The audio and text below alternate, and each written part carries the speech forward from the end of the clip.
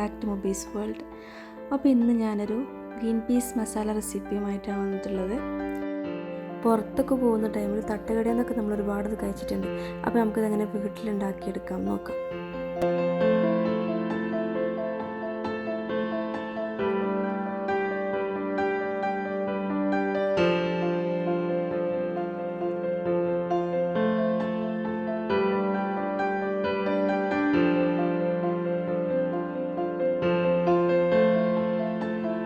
അപ്പോൾ ഒരു പാത്രം അടുപ്പത്തേക്ക് വെച്ച് കൊടുത്തിട്ട് നമുക്കിതിലേക്ക് 2 ടേബിൾ സ്പൂൺ വെളിച്ചെണ്ണ ഒഴിച്ച് കൊടുക്കാം.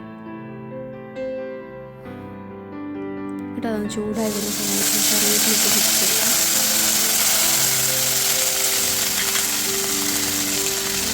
ഇനി അതിലേക്ക് ഗ്രീൻ പീസ്, അതായത് നമ്മൾ തലേന്ന് വെള്ളത്തിലിട്ട് കുതിർത്തി വെച്ചതാട്ടോ. ഇത് പിന്നെ കുറച്ച് ഉപ്പ് മാത്രം ഇട്ടിട്ട് വേവിച്ചെടുക്കും. ഓവറായിട്ട് ഉടഞ്ഞു പോകാൻ പാടില്ല കേട്ടോ. അപ്പോൾ ഈ ഗ്രീൻ പീസിൻ്റെ ആ ഒരു ടെക്സ്ചർ മാറിപ്പോവും. ഇതിനിങ്ങനെ ഒരു ഇതുപോലെ തന്നെ നിൽക്കണം, എന്നാൽ അത് വേവും വേണം. ആ രീതിയിലാണ് കേട്ടോ വേണ്ടത്.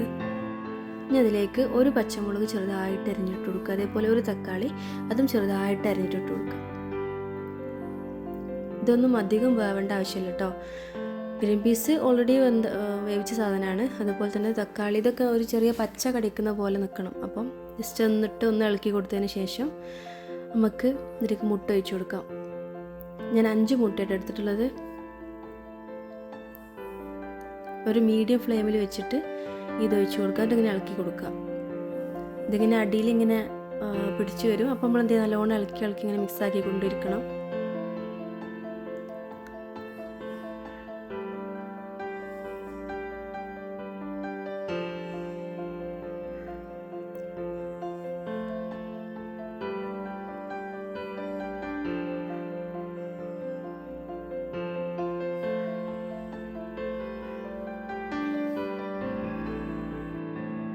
ഗ്രീൻ പീസ് നമ്മൾ ഉപ്പിട്ടിട്ടാണ് വേവിച്ചിട്ടുള്ളത്. അതുകൊണ്ട് തന്നെ പിന്നെ നോക്കിയിട്ട് എന്ത് ചെയ്യുക, കുറച്ച് ഉപ്പിട്ട് കൊടുക്കുക കേട്ടോ.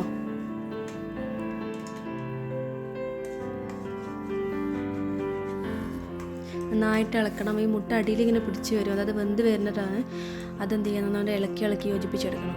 ഇനി ടൈമിൽ നമുക്ക് എന്ത് ചെയ്യുക, ഉള്ളി അരിഞ്ഞ് വെച്ചിട്ട് കൊടുക്കാം. അതായത് 2 സവാള ചെറുതാക്കി അരിഞ്ഞെടുത്തിട്ടുള്ള കേട്ടോ.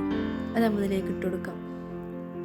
ഈ ഉള്ളി അധികം വെന്തു പോയാൽ ഇതിൻ്റെ ഒരു ടെക്സ്ചർ തന്നെ മാറിപ്പോകും. അതുകൊണ്ടാണ് തെറ്റ് ലാസ്റ്റ് ഇട്ട് കൊടുക്കുന്നത് കേട്ടോ. അതായത് ഈ വെളിച്ചെണ്ണയിലിട്ട് വാട്ടാത്തത് അതുകൊണ്ടാണ്. ഇതിലിട്ടാൽ തന്നെ അതെന്ത് ചെയ്യും, വാടിയിട്ട് വരും. അപ്പോൾ നന്നായിട്ട് ഇങ്ങനെ മിക്സാക്കി ഇളക്കി കൊടുക്കുക.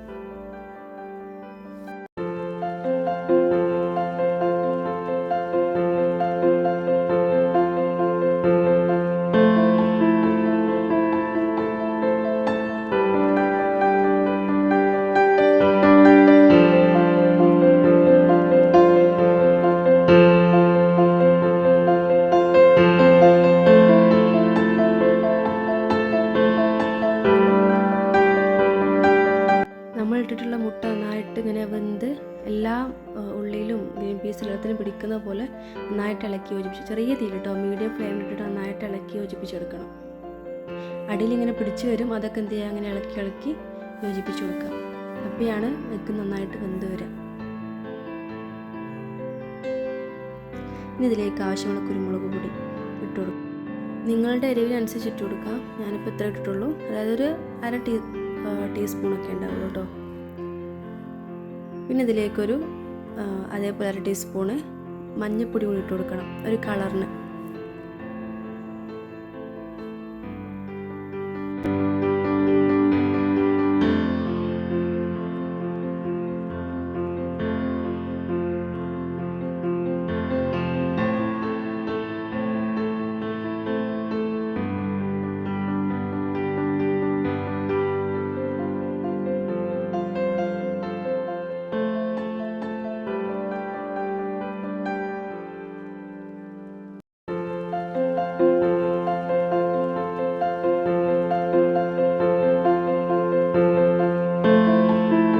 പിന്നെ കുറച്ചധികം മല്ലിയില. ഈ മല്ലിയില ഇതിന് നല്ലൊരു ടേസ്റ്റ് കൊടുക്കും. അതുകൊണ്ട് തന്നെ കുറച്ച് അധികം ഇട്ട് കൊടുത്താൽ കുഴപ്പമൊന്നുമില്ല.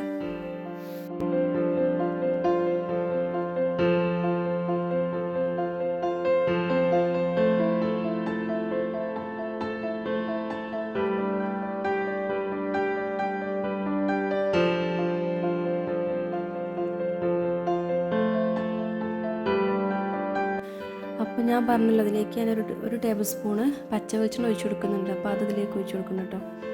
അത് നിങ്ങൾക്ക് വേണമെങ്കിൽ ഒഴിച്ച് കൊടുക്കാം, വേണമെങ്കിൽ അത് അവോയ്ഡ് ചെയ്യാം കേട്ടോ.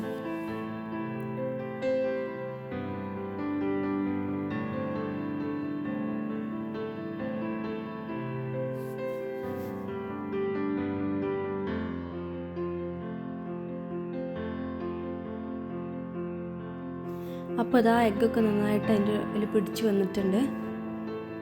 നമുക്കതിൽ ഉപ്പുണ്ടോ ഇല്ലയോ എന്നൊക്കെ നോക്കിയിട്ട് എന്ത് ചെയ്യുക, ഉപ്പോ കുരുമുളകോ ഒക്കെ ആഡ് ചെയ്യാം. അപ്പോൾ ഞാൻ എന്താ കുറച്ച് ഉപ്പും കുറച്ച് കുരുമുളകൊക്കെ അതിൽ ആഡ് ചെയ്തിട്ടുണ്ട്, കുറവാന്ന് തോന്നിയപ്പോൾ. അതൊക്കെ നിങ്ങളുടെ എരിവിനും ഉപ്പിനനുസരിച്ച് ഇട്ട് കൊടുക്കാം കേട്ടോ. നമ്മൾ ബസ്സിലോ അല്ലെങ്കിൽ എവിടെയെങ്കിലും പോകുന്ന ടൈമിൽ ഇതേപോലെ വഴിയരികിലുള്ള ഈ തട്ടുകടയിലൊക്കെ ഇങ്ങനെ സ്മെല്ല് വരും ഈ ഒരു ഗ്രീൻ പീസിൻ്റെ. അപ്പം നമുക്കിങ്ങനെ ഭയങ്കര ആഗ്രഹം വരും ഉണ്ടാക്കാൻ. അപ്പോൾ ഇതേപോലെ കുറഞ്ഞ പണി മാത്രമേ ഉള്ളൂ, അധികം റിസ്ക് എടുക്കാതെ നമുക്ക് വീട്ടിലുണ്ടാക്കി എടുക്കാൻ പറ്റുന്ന അടിപൊളി റെസിപ്പിയാണ് ഗ്രീൻ പീസ് മസാല.